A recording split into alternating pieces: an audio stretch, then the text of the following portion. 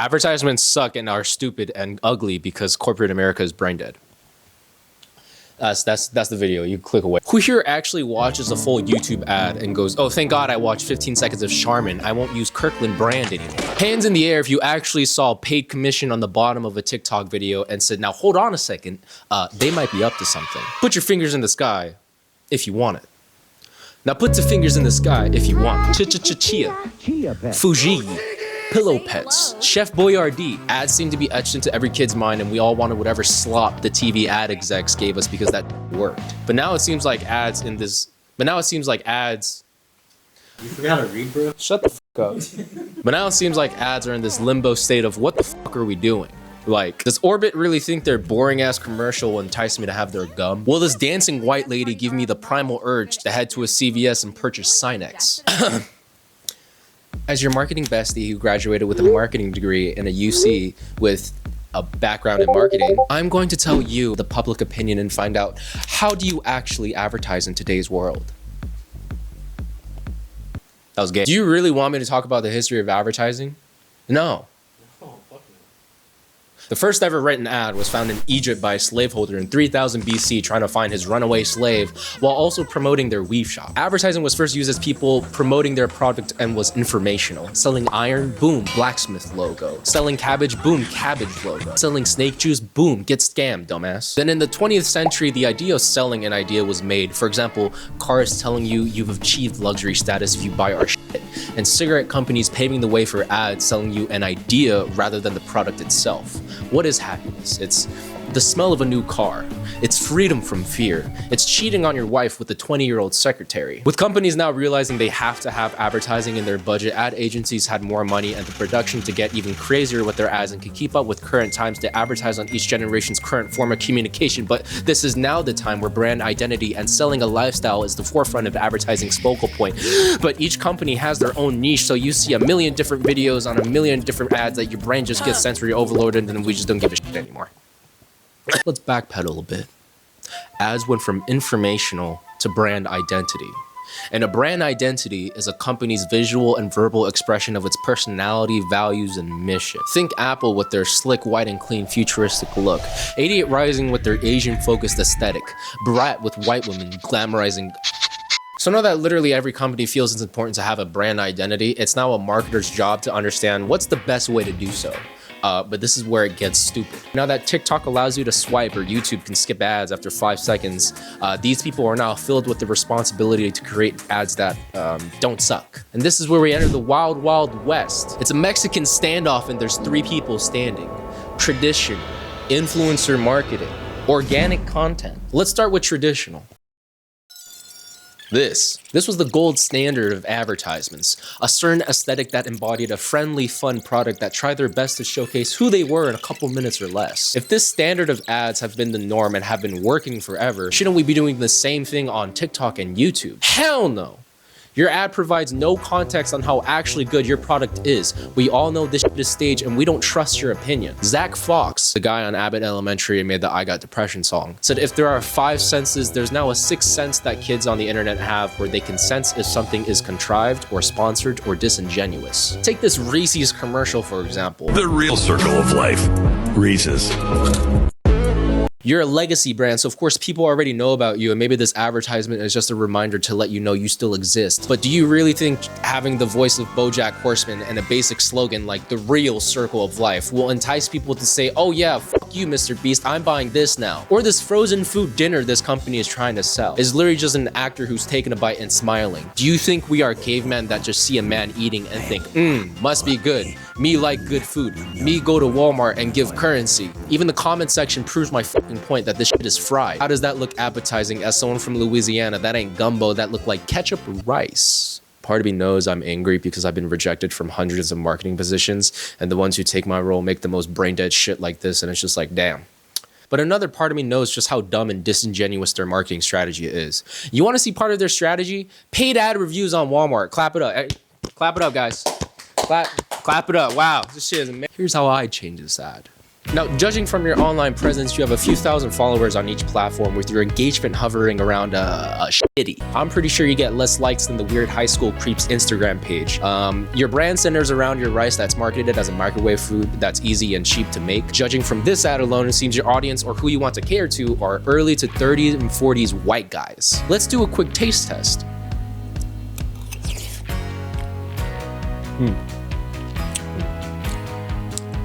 So the best thing to do is give up.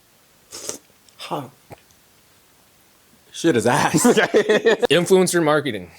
This is what a lot of marketing gurus think is the new wave of marketing. If people are watching influencers 24/7, why don't we have them help us make the content? And in theory, it works because people will get to know who you are. Like no one would know about Raid Shadow Legends or Dollar Shave Club if they didn't start throwing thousands of dollars at YouTubers to get their name out there. But now you have big brands trying to do the same, and it just ends up being so bad that it's like, it's bad. Take the CVS video, for example. For all the people in your life, but this one is for my girls. If you're like me, you love a good dupe. So first off, we have these velvet Christmas trees. I am obsessed with them, as well as these high-end nutcrackers. Bro, what the fuck? To the influencer, good for you. Get that fucking bag and take as much money as you can from them. But to the CVS manager, what the fuck are you thinking? This video too is the same concept. Like we all know these are people that are getting paid to sell your product. So of course they'll be happy and tell you how good it is. But you're paying them to tell us your stuff is good. I still love Jack in the Box and their tacos will fuel my life until the day I die, but I will never fucking buy this product. This may be a hot take, but No, Kevin, there is literally no hot take in the world about deodorant. You piece of shit. When I worked as a marketing person, our numbers online did so shitty that we never talked about numbers to the board. Only percentage increases, which is pretty sad because that means we covered, let's say, like 100 likes in a month and then 120 likes the next month. And we say, wow, guys, look at us. We did a 20% increase. Our strategy must be working. 100 fucking likes, dude. It was like $1 million company, man. I feel like it's incredibly difficult to get sponsored content on TikTok or even YouTube to work. Like you can even see in some videos that the peak moment was after the sponsored content, meaning people just click afterwards, just totally just skip out on that segment. Not my fans though. We'll definitely buy any product sponsored by Jimmy G, right guys? Right guys? Right guys? Now we get into organic content, which is just content. It's content. This is a more genuine form of advertising because you're not paying these influencers, they're just talking about the product themselves, like Costco guys. While this seems like the best way to advertise, it's obviously the hardest to emulate.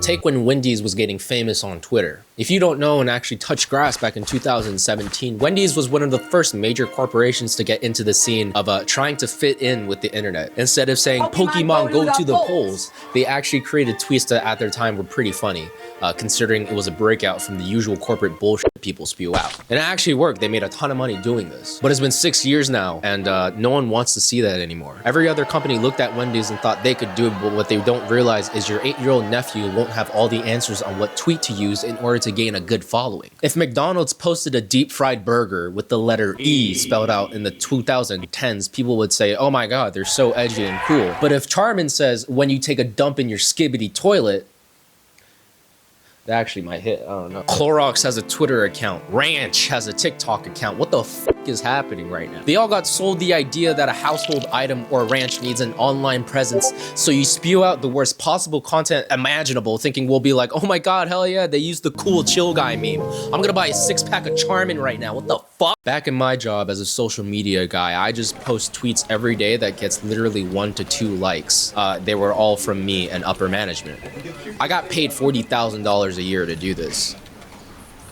Yeah, getting a marketing degree is stupid. But another stupid part about marketing is just how actually circle jerk the marketing world is. Take McDonald's for the Grimace Shake campaign. That trend where you drink Grimace and start convulsing on the street in a creepy way. The trend was made by this guy, the Frazmaz. His one video blew up and everyone started participating in the meme, buying shakes and causing their sales to skyrocket. So what does McDonald's do? Give some credit? No. They said it was all due to their amazing marketing campaign. Of course they take all the credit in saying all their sales was made in part and due to the McDonald's leading up to their marketing campaign, which was just a series of dumb tweets. Did it jumpstart the craze? Sure, but you never planned a viral marketing trend like this. You don't account for all the sales made by your fucking Gen Z interns. You took a shot in the dark being funny and got super lucky for doing so. fuck you. And talking about being deceptive, you have AI slop being made, which is just the stark reality of graphic designers and video editors out of a job alongside ad agencies having the best advertisements awards being thrown out. Here, check this one out. Content Marketing Awards. Let's see the 2023 winner, Echopreneurs. For these winners, they created an 11-episode series on Salesforce Plus, which, if you didn't know, Salesforce is a tool that people use to track your sales and customer data. Think of Salesforce as like an application someone in data entry would use, like Microsoft Excel. So Salesforce has a streaming service. What the fuck? Look, the project itself seems like it's for a good cause, but one of the results they boasted about was how their first episode on YouTube garnered 3.3 million views, which is honestly pretty impressive. Wow, let's take a look at the actual details.